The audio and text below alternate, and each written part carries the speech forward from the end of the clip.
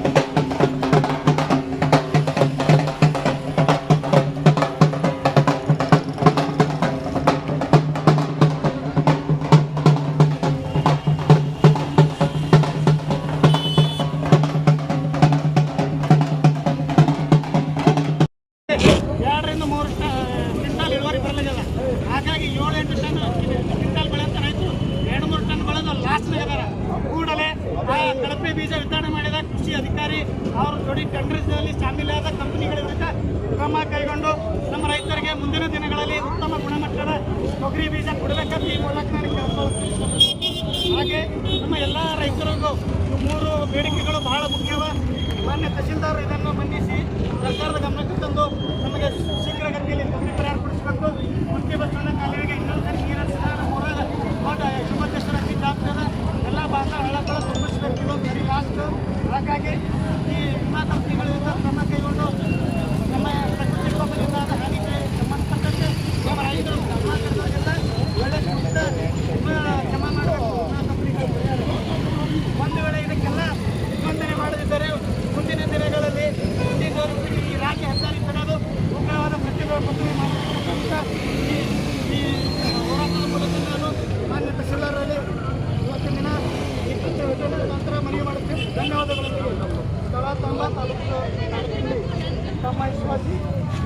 ಕೈ ಹಚ್ಚೊಂದಿರ ಮಾಸೂಮ್ ಅಧಿಕಾರಿ